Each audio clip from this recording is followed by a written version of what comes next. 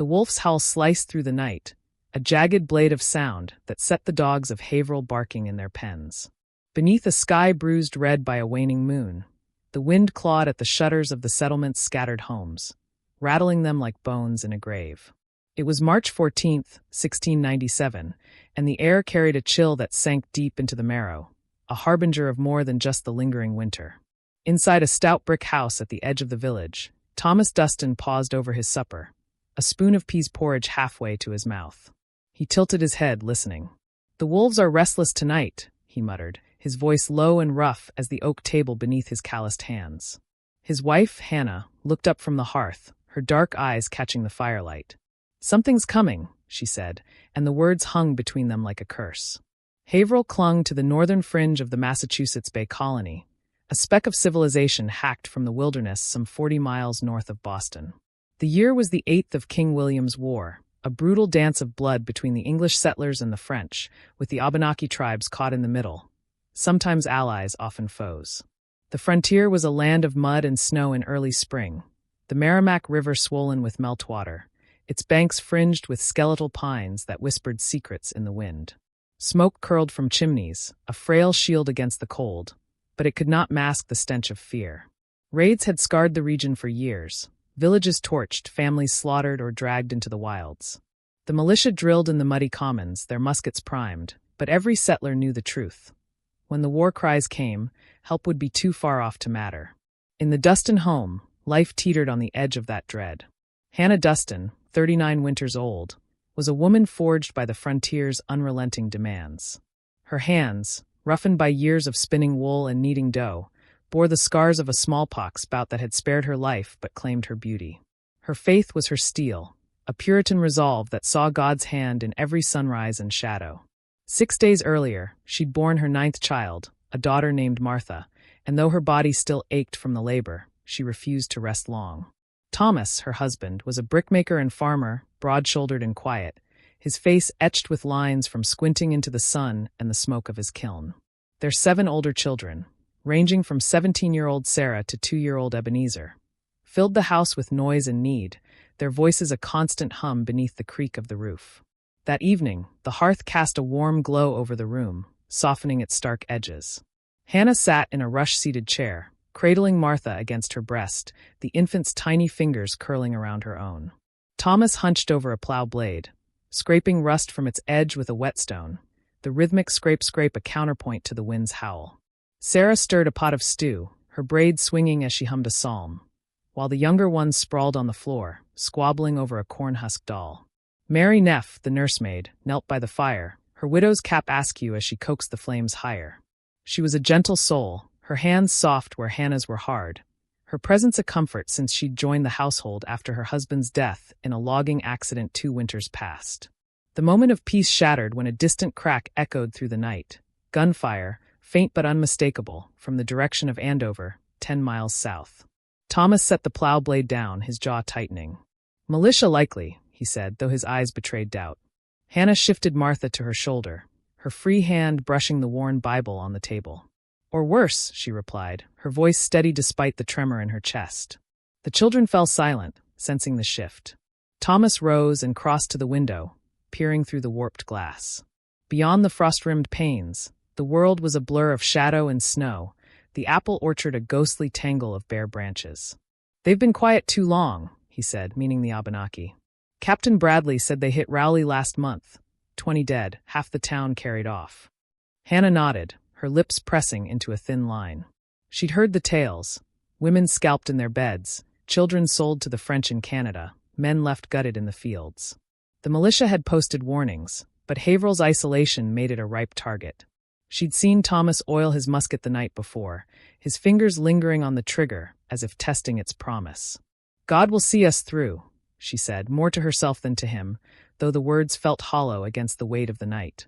The fire popped, spitting embers onto the hearthstone, and Mary flinched, crossing herself, a papist habit she'd never shed, despite Hannah's gentle chiding. Thomas turned from the window, his breath fogging the air. "I'll check the stock at first light," he said. "If they're coming, we'll hear them before they're on us." He forced a smile for the children, ruffling Ebenezer's hair as he passed, but the gesture couldn't mask the unease in his stance. Hannah watched him settle back to his work, the whetstone song resuming, and she rocked Martha gently, humming a tune her own mother had sung in Plymouth decades before. The baby cooed, oblivious to the storm brewing beyond the walls. Sleep came fitfully that night, the wind a restless thief stealing rest from the house. Dawn broke gray and cold on March 15th, the sky heavy with the promise of sleet. Thomas rose early, pulling on his coat and boots, his musket slung over his shoulder. He stepped into the yard, the crunch of his steps muffled by the thin crust of snow. The air smelled of damp earth and pine, sharp and clean, but as he scanned the horizon, his breath caught.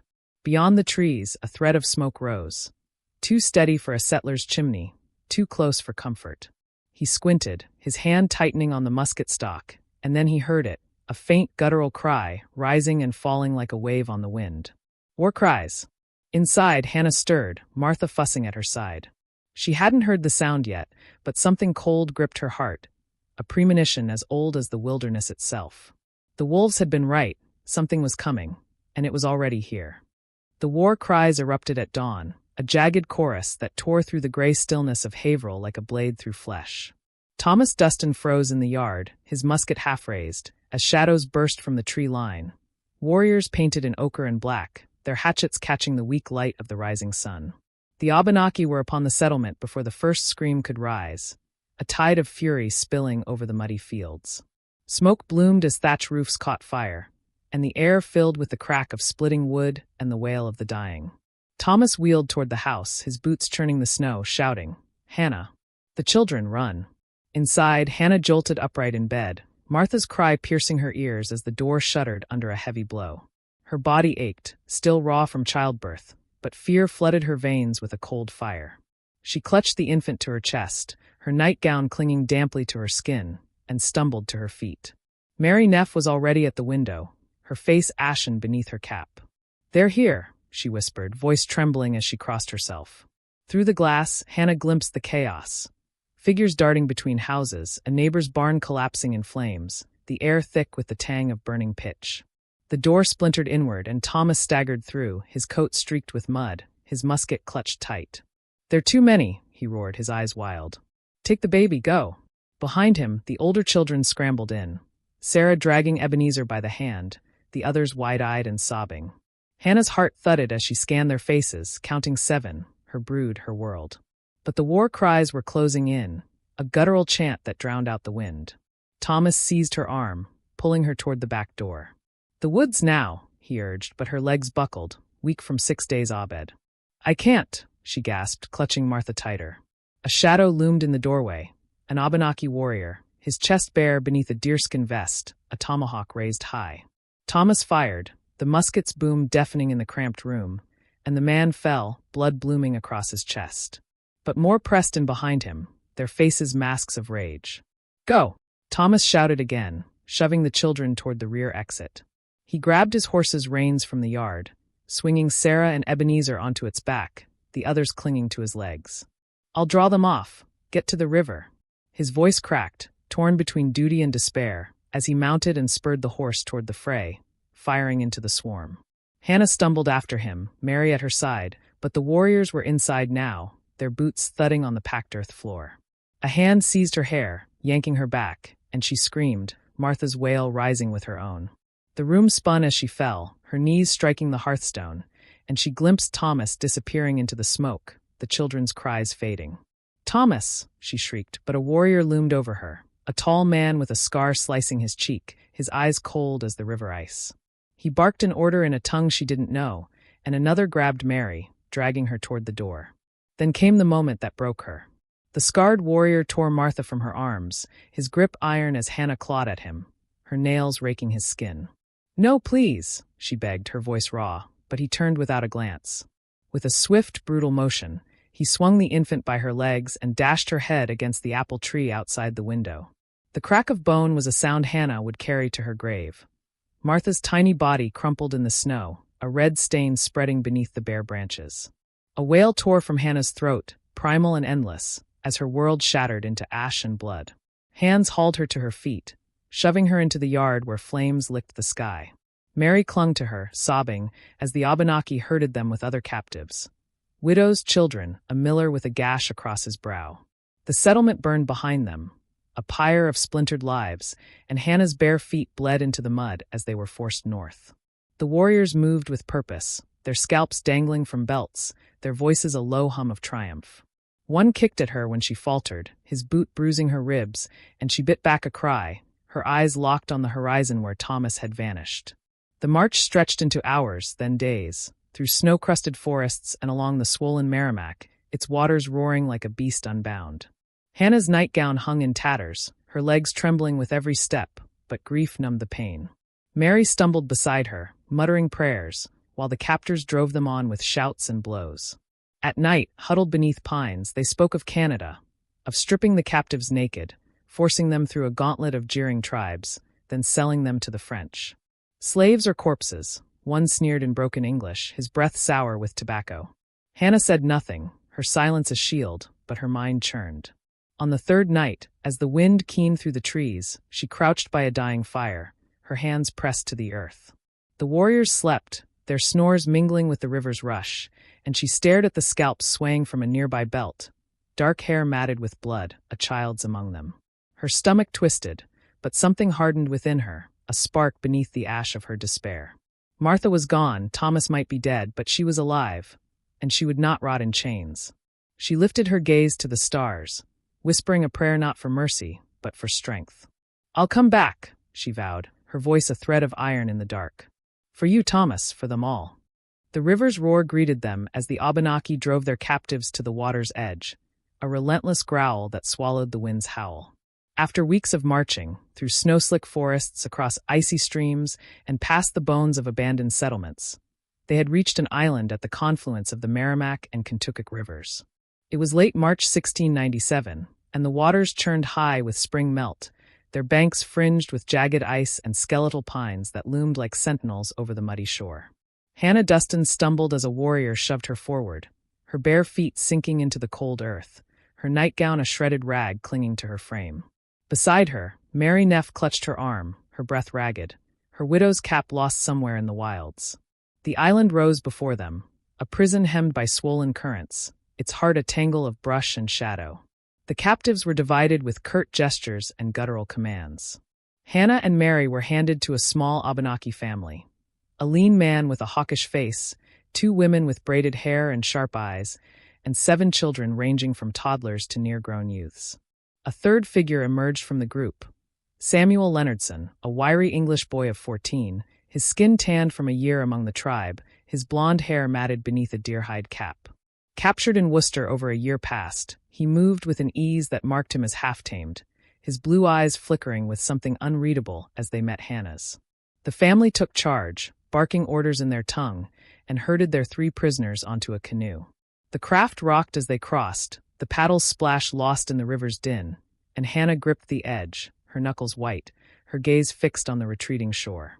Life on the island was a brutal rhythm of survival. The Abenaki set them to work, Hannah splitting wood with a dull hatchet, her hands blistered and bleeding, Mary scraping hides, her fingers trembling as she fought exhaustion, Samuel hauling water, his steps sure despite the weight. The family was harsh but grew careless, their vigilance dulled by the island's isolation. No watch was posted at night. The rivers, they assumed, were guard enough. The man, Hannah called him her master in her mind, lounged by the fire, gnawing on smoked fish, while the women chattered and the children darted through the camp, their laughter a cruel echo of her lost ones. At night, the captives slept on a bed of pine boughs, the cold seeping through their thin clothes, the stars above a taunting glimpse of freedom. Samuel was the key, though Hannah didn't see it at first. He spoke little, his voice a low rasp when he did, but he watched everything, the warriors' habits, the placement of weapons, the children's restless play. One evening, as the sun bled red into the river, he crouched beside her while she stacked firewood. "Been with them since last spring," he muttered, his accent still thick with Worcester's burr. "Raided us at dawn, killed my pa, took me north. Learned their ways to stay alive." He glanced at the tomahawk in her hand, its edge chipped but lethal. "You know how to use that?" She shook her head, her throat tight, and he smirked faintly. "Strike here," he said, tapping the base of his skull. Quick and hard, drops him silent. He mimed the motion, his arms swift and sure, then turned away as if he'd said nothing at all. The words lodged in her mind like a splinter, sharp and insistent. That night, as the camp settled, she lay awake, the fire's embers casting shadows on the sleeping forms. Her master snored, his chest rising and falling beneath a bearskin, the women curled nearby, the children sprawled in a heap. Mary whimpered in her sleep beside her, and Samuel's breathing was steady, his hatchet within reach. Hannah's eyes traced the camp, the canoe tethered by the shore, the rifle propped against a tree, the river's endless rush. Grief consumed her, a hollow ache for Martha's crushed body, for Thomas and the children she might never see again. But beneath it rage simmered, a fire stoked by every bruise, every taunt, every scalp she'd seen swaying from their belts. Faith warred with vengeance in her soul. The Bible spoke of turning the other cheek, of God's justice, but the frontier had its own laws. Survival demanded blood for blood. She thought of Jael, the woman who drove a tent peg through Sisera's skull, a tale Cotton Mather had preached in Haverhill's meeting house. Was this her test? Her fingers brushed the hatchet beside her, its handle worn smooth by use, and she imagined the weight of it falling, the crack of bone, the spill of red.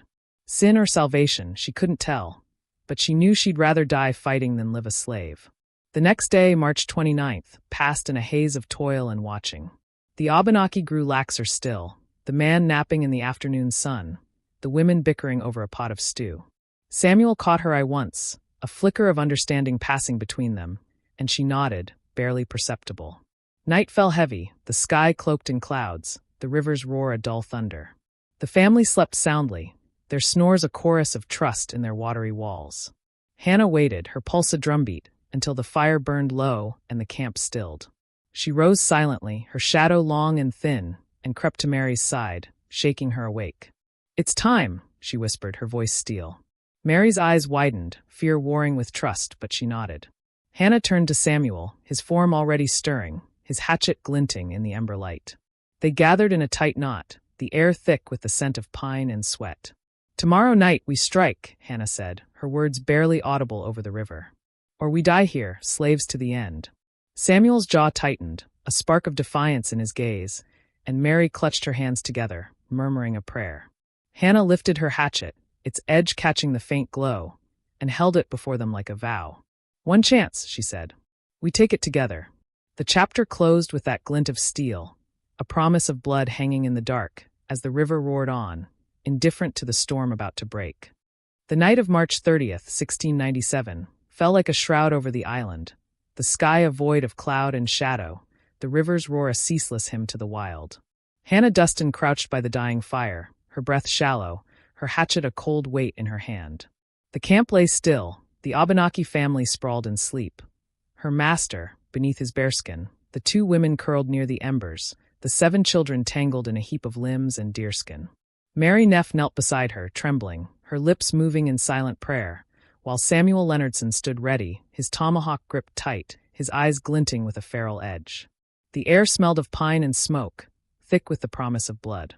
Hannah's heart thudded, a war drum in her chest, as she whispered, "Now." They moved as one, shadows among shadows, their steps muffled by the pine-strewn earth. Hannah positioned herself over the man, his snores a guttural rhythm, his scalp a dark mat against the ground. Samuel took his place by one of the women, his stance coiled, while Mary hesitated near the other, her hatchet shaking in her grip.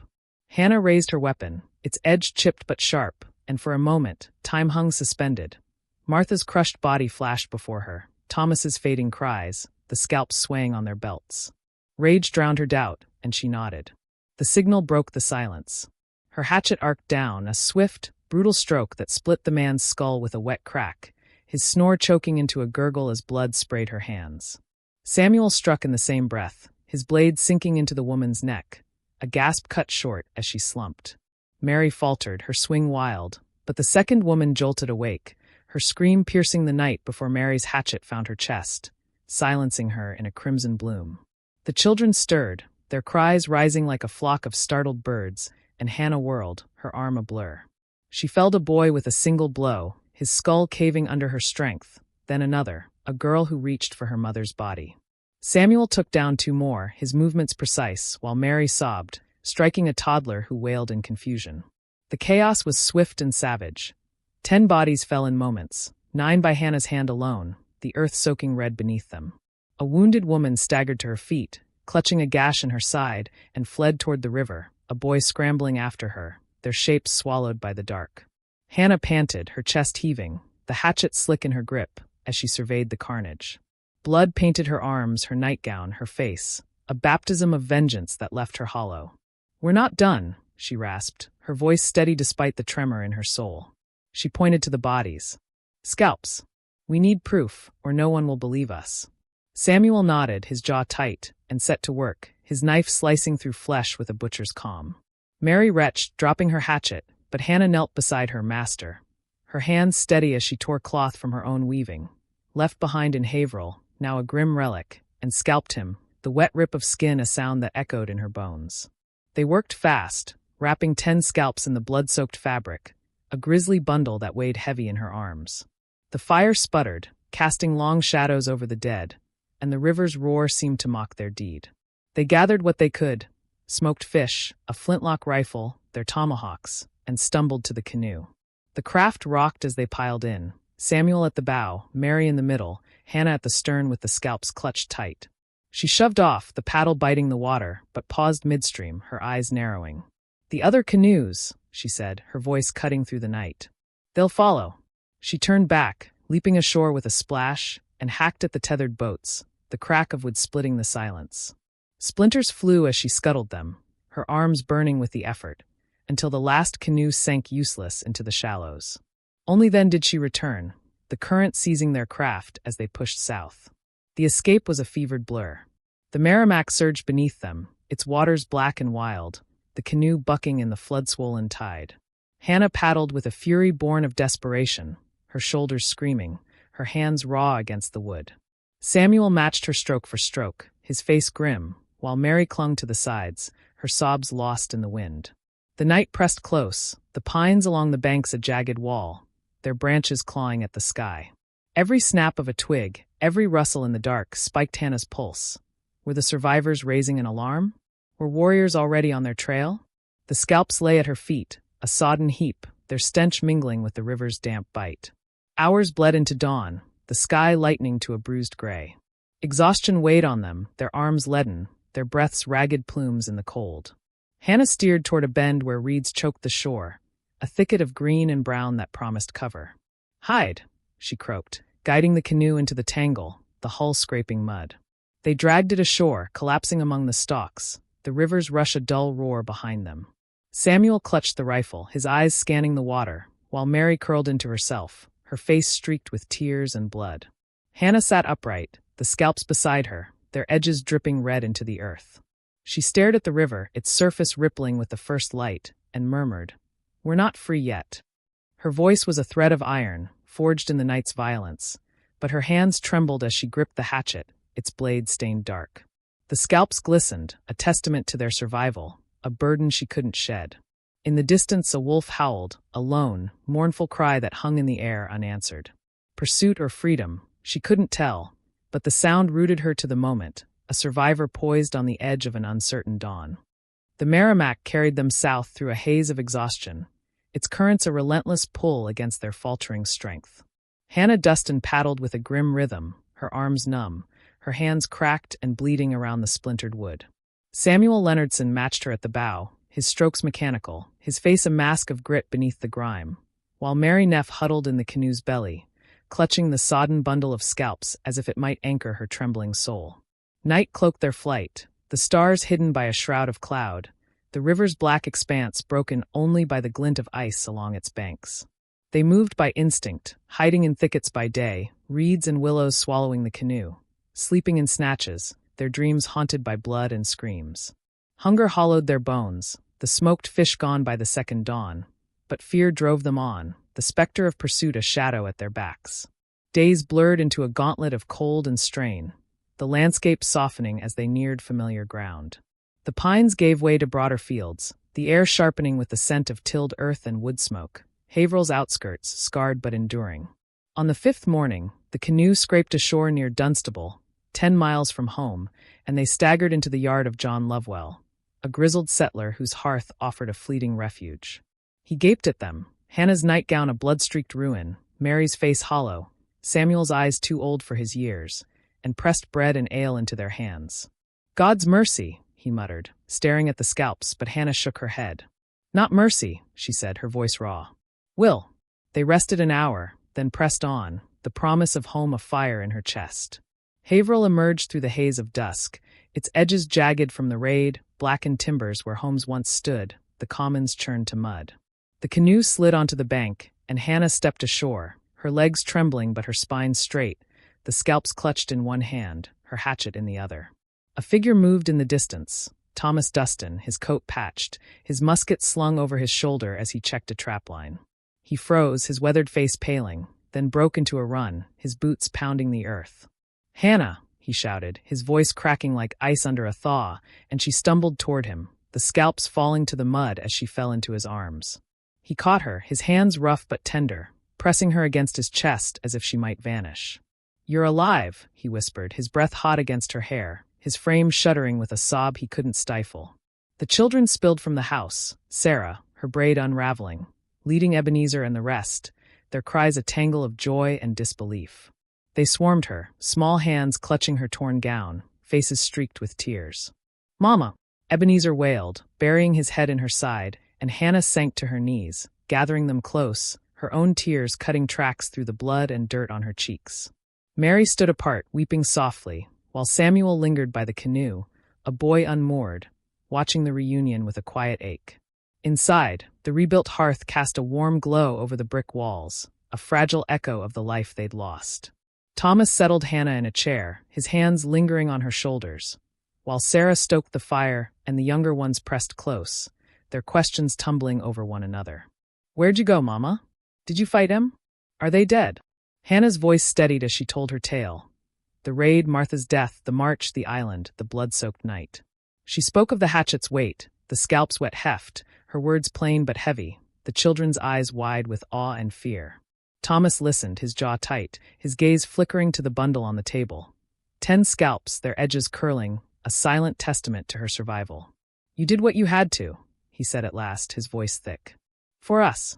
The night deepened, the wind rattling the shutters as it had before the raid. But the sound held no terror now. Thomas sat beside her, his hand over hers, the children curled on the floor, their breathing soft in sleep. Mary rested by the hearth, her prayers a murmur, and Samuel took a pallet near the door, his tomahawk close, a sentinel still half-wild. Hannah's body ached, her soul heavier still, but the warmth of her family was a balm, a tether pulling her back from the abyss. She'd fought for this, for them, and the cost stained her hands forever. At dawn, she rose alone, stepping into the yard as the first light touched the earth. The apple tree stood there, its bark scarred where Martha had died, but new buds dotted its branches, tiny and green against the gray. Hannah approached, her fingers brushing the rough wood, and whispered, I came back for you all. The wind caught her words, carrying them over the fields, a quiet triumph woven with sorrow. Behind her, the house stirred, Thomas's low voice, the children's chatter, and she turned toward it, her shadow stretching long in the rising sun, a woman forged anew by fire and blood.